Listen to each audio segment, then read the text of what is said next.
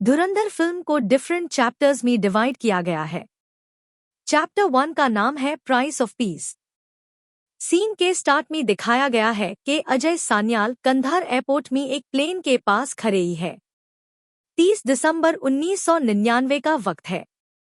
Plane Pakistani mafia ने hijack किया हुआ है और वो पैसेंजर्स को रिहा करने के बदले अपनी 3 साथी छुड़वानी और $10 मिलियन का मुतालबा कर रहे हैं।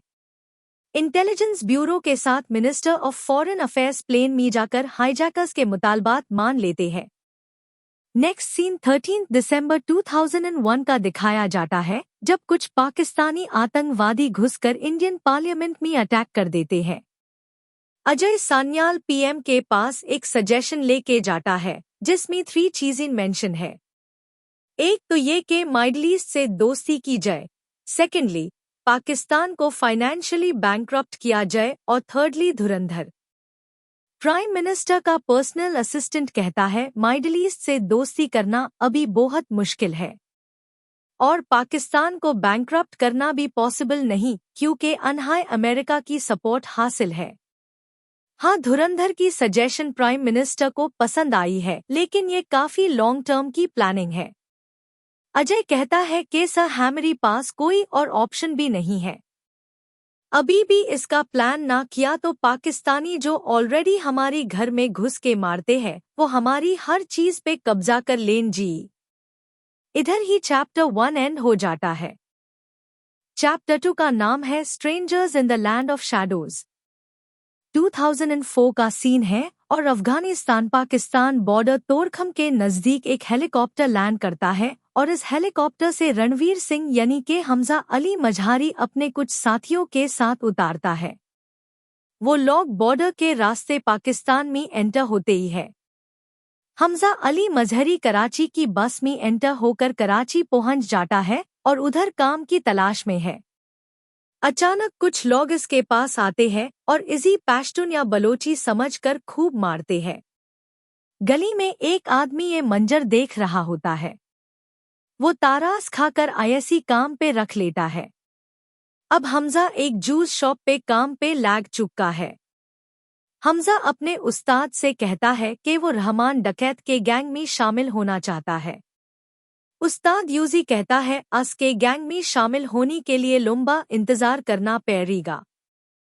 हमजा असल में इंडियन एजेंट है और पाकिस्तान में किसी मिशन के साथ आया है। इधर ही चैप्टर 2 एंड हो जाता है। चैप्टर 3 का नाम है बास्टर्ड किंग ऑफ लियारी। इस चैप्टर में कुछ बहुत वायलेंट सीन्स दिखे गए हैं। कमजोर दिल हजरात बेशक इस चैप्टर को स्किप कर दे। बाबू डकैत खुद चलकर अस जूस शॉप पे आता है और शॉप के मालिक को वार्न करता है कि तुम्हारी शॉप मियां एरिया में है और तुम इंस्ट्रक्शन रहमान डकैत की फॉलो कर रही हो। नेक्स्ट टाइम ऐसा नहीं होना चाहिए। 1/3 लियारी पर अरशद पप्पू और बाबू डकैत का कब्जा है। नेक्स्ट सीन में दिखाया जाता है कि हमजा और रास का मालिक किसी शादी पे इनवाइटेड है। शादी में रहमान डकैत के दोनों बेटे नईम बलोच और फैजल बलोच भी आए हुए हैं। अचानक बाबू डकैत के कुछ अफराद शादी में आकर रहमान डकैत के दोनों बिटन पे हमला कर डटी है। अपनी जान पे खेलकर हमजा मजरही उनकी जान बचाता है, लेकिन रहमान बलोच का 12 बेटा नईम बलोच इस हमले में मारा जाता है। हमजा की बहादुरी देखकर रहमान बलोच इसी अपनी गैंग में शामिल कर लेता है। हमजा के कराची में आना का मकसद भी रहमान डकैत के गैंग में शामिल होना था। एमएनए जमाली रहमान बलोच और रास के कजिन उजैर बलोच के पास आता है और कहता है अभी इलेक्शंस का टाइम नजदीक है, अभी आप लोगों ने किसी किस्म का बदला नहीं लेना। उजैर हमजा को लियारी में अपनी तमाम धंधी बताता है। यूजी नकली बंदूक और पिस्तौल बनाने की जगह दिखता है।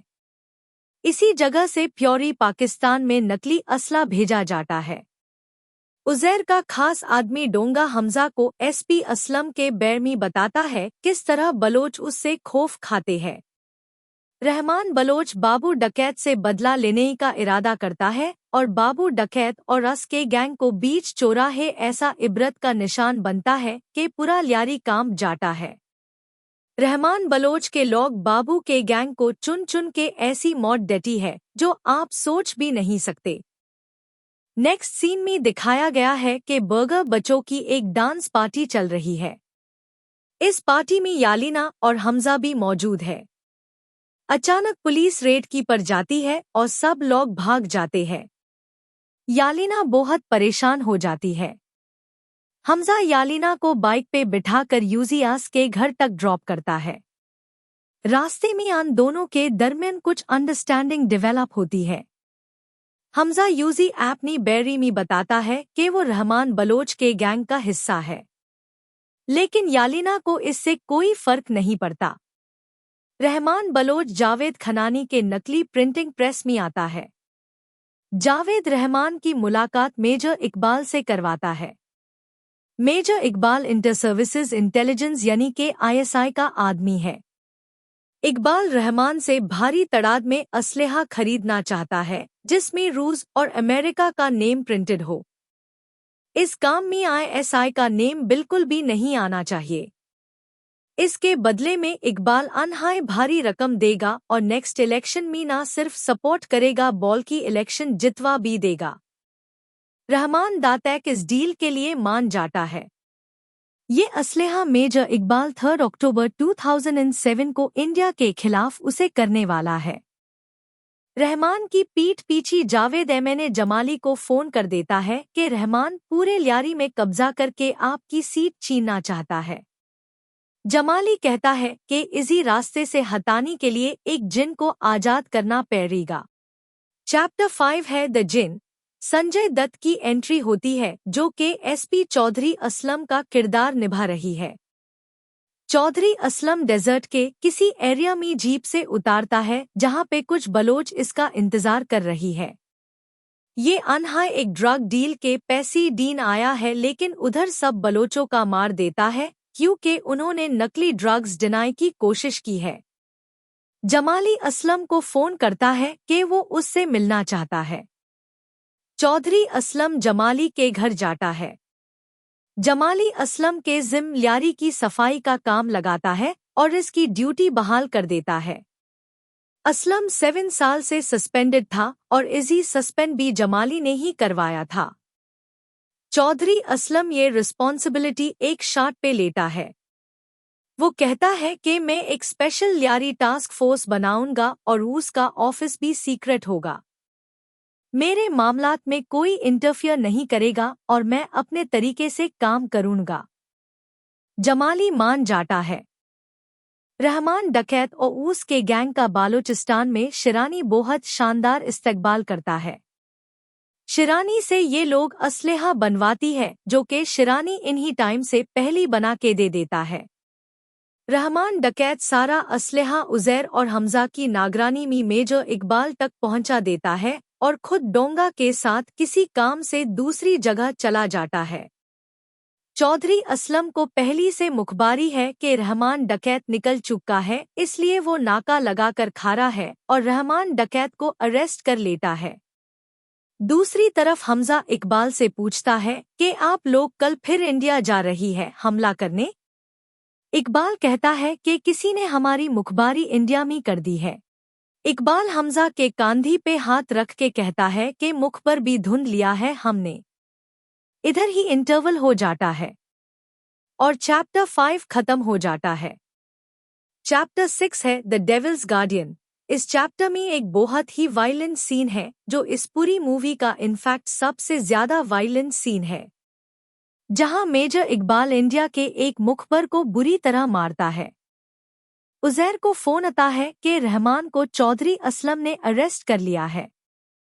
हमजा उजैर को फौरी गाड़ी घर ले जाने के लिए बोलता है। घर जाकर हमजा सीधा कुक के पास जाता है और रूजी खूब मारता है और बोलता है रहमान सर की मुखबारी क्यों की। वो कुक कॉन्फेस कर लेता है कि उसी ने मुखबारी की थी। उजैर उस कुक को मार देता है। यालिना जमाली अब पूरी तरह हमजा अली के साथ सिंसियर हो चुकी है। हमजा यालिना से कहता है कि अपनी फादर और SP चौधरी असलम पे नजर रखी। उनकी कोई भी आपस में मीटिंग हो तो उसी फौरी इन्फॉर्म करे। एक दिन यालीना हमजा को एक वीडियो मैसेज सेंड करती है जिसमें दिखाया गया है कि जमाली अरशद पप्पू और चौधरी असलम के साथ मिलकर रहमान को मरवाने की प्लानिंग बनवा रहा है और बाद में लियारी अरशद पप्पू को डीन का वादा कर रहा है। ये एमएसजी हमजा जमाली को भी फॉरवर्ड कर देता है, जिसे देखकर जमाली बहुत हैरान होता है।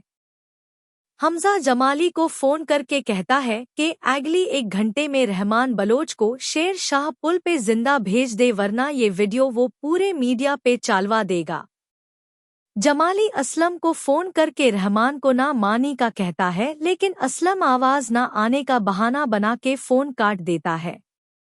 असलम की बलोचों और रहमान के साथ पर्सनल दुश्मनी है, इसलिए वो इजी मार देना चाहता है।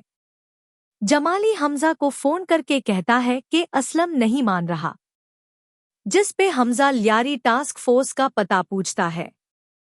जमाली बता देता है। हमजा और उजैर अपनी टीम के साथ लियारी टास्क फोर्स के ऑफिस पहुंचकर पूरे पुलिस स्टाफ को यारघमाल बना लेते हैं और असलम को फोन करके कहते ही है अगली आधे घंटे में अगर रहमान बलोच को शेर शाह पुल पे जिंदा नहीं भेजा तो तुम्हारी पूरी टीम को मार दे जीवाए। मजबूरन चौधरी असलम रहमान बलोच को जिंदा शेर शाह पुल पे आजाद कर देता है, जिसे रहमान की टीम फौरी अपनी साथ लेकर रवाना हो जाती है। चैप्टर 7 है the butterfly effect. Hamza Ali मजार ही यालीना जमाली को भगाकर अपने घर ले आया है और यालीना अब इसके साथ ही रहना चाहती है। रहमान हमजा से बहुत खुश है। वो हमजा और उजैर को कहता है कि असलम और अरशद पप्पू को रास्ते से हटाना पड़ेगा। नेक्स्ट सीन में दिखाया जाता है कि मेजर इकबाल की टीम इंडिया में पहुंचकर कामयाबी के साथ टारगेटेड प्लेसेस पे अटैक करके इंडिया का काफी नुकसान कर चुकी है। मेजर इकबाल रहमान बलोच के साथ मिलकर इस चीज की सेलिब्रेशन करता है। सब लोग बहुत खुश है, लेकिन हमजा अली मजारही को ये सब देखकर अच्छा नहीं लगता। हमजा अपनी उस्ताद के पास जाता है, जिसके पास ये जूस शॉप पे काम करता था। उसी जाकर बोलता है मैंने आपको मुखबारी भी की थी कि पाकिस्तानी इंडिया में अटैक करेंगे, फिर कुछ क्यों नहीं किया गया।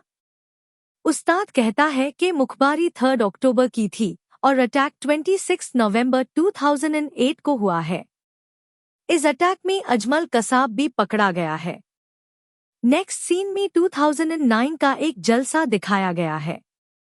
बेनजीर भुट्टो शहीद हो चुकी है और आसिफ अली जरदारी पीपल्स पार्टी का इत्तेहाद अगले इलेक्शन में रहमान बलोच की पार्टी पीपल अमन कमेटी के साथ बनाई जी। ये सुनकर जमाली बहुत डिप्रेस्ड हो जाता है और रहमान बलोच स्टेज पे अपनी प्रेजेंस शो करता है। रहमान बलोच ने अपनी पार्टी बना ली है, इसकी कवरेज पूरा मीडिया देता है। एसपी असलम और अरशद पप्पू को ये देखकर बहुत गुस्सा आता है। हमजा पुअरी कराची में कब्जा करने का इरादा रखता है, इसलिए हमजा यालीना से कहता है अपने बाप को मेरे घर पे बुलाओ, मैं उससे कुछ बात करना चाहता हूँ। जमाली हमजा के घर आता है। हमजा ओजी कहता है कि आपने हमेशा एजी लोगों को सपोर्ट किया है जो आपसे ज्यादा ताकतवर है। इस दफा किसी एजी शख्स पे भरोसा करे जो आपके एतमाद का हो और आपके अपनी रिश्तों में से कोई हो। हमजा का अपनी तरफ इशारा है। जमाली उसका इशारा समझ जाता है और रोजी सपोर्ट करने का इरादा करता है। नेक्स्ट सीन में दिखाया गया है कि हमजा यालीना से शादी कर लेता है। रहमान बलोच, उजैर, मेजर इकबाल सब लोग सेलिब्रेट कर रही है और ड्रिंक किए हुए है। मेजर इकबाल रहमान से फरमाइश करता है कि वो 26 नवंबर की तरह का एक और हमला इंडिया पे करना चाहता है और इस दफा वो ये हमला 15 अगस्त को करना चाहता है। इसके लिए उजी माजिद असलहा चाहिए। रहमान बलोच कहता है कि माल मिल जाएगा। रहमान उजैर को कहता है कि डायरी में देख के बताओ कौन सी डेट खाली है, उस दिन माल इन तक पहुंचाए हम। उजैर पी के टून हो चुका है, इसलिए हमजा उजैर की डायरी पकड़ता है और 9 अगस्त की डेट दे देता है। रहमान भी ये डेट फाइनल कर देता है। 9 अगस्त को असल में वाटर पाइपलाइन बिन कसिम की इनॉग्रेशन है, लेकिन हमजा ये बात जानबूझकर छुपाता है। इधर ही ये चैप्टर खत्म हो जाता है। चैप्टर 8 है ईटी टू ब्रूटस। ये इस मूवी का फाइनल चैप्टर है। जमाली एसपी असलम से कहता है कि मैं नेक्स्ट इलेक्शन में हमजा अली मज़ारही को सपोर्ट करना चाहता हूँ और बदले में हमजा तुम्ही रहमान को रास्ते से हटाने के लिए उसकी मुखबारी करे जिए और यूजी अकेला लियारी से बाहर किसी इलाके में तुम तक पहुँचेगा। रहमान बलोच वाटर पाइपलाइन की इनॉग्रेशन करता है और आज के ही दिन बालोचिस्तान से असलहा कलेक्ट करने के लिए हमजा उज़ैर को बालोचिस्तान भेज देता है। अब हमजा खुद रहमान बलोच की कार ड्राइव करके घर तक ले जा रहा होता है कि अचानक एक जंगल में टर्न ले लेता है। रहमान को हमजा पे शक होता है। वो यूजी फौरी गाड़ी रोकने को कहता है, लेकिन हमजा गाड़ी और तेज कर देता है। रहमान और उसके साथ बैठी मुलाजिम हमजा को मारती है और गाड़ी रोकने की कोशिश करते ही है, लेकिन हमजा किसी तरह गाड़ी एसपी असलम के एरिया तक पहुंचा देता है। हमजा इन्हीं एसपी असलम और पुलिस के हवाले करके खुद भाग जाता है। एसपी असलम अपनी पूरी टीम के साथ मौजूद है। वो फायरिंग करके रहमान के साथियों को मार देता है। रहमान बलोच भी जख्मी हो जाता है, लेकिन भागने में कामयाब हो जाता है। एसपी असलम उसका पीछा करता है। इधर उन दोनों के दरमियान बहुत जबरदस्त फाइट होती है। रहमान एसपी असलम को मारनी ही लगता है कि पीछे से हमजा रहमान के सर पे वार कर देता है और दोनों मिलकर रहमान डकैत को मार देते हैं। और कहानी के लास्ट में दिखाया जाता है कि हमजा अली मज़ारही असल में एक इंडियन एजेंट है जिसका असल नाम जसकीरत सिंह रंगी है, जिसे आईबीआई के डायरेक्टर अजय सान्याल ने मिशन धुरंधर के लिए चुना था। इधर ही फिल्म एंड हो जाती है और साथ ही टू बी कंटिन्यूड का एमएसजी भी दे जाती है, जिससे ये आइडिया होता है कि बहुत जल्द इसका सेकंड पार्ट भी रिलीज किया जाएगा।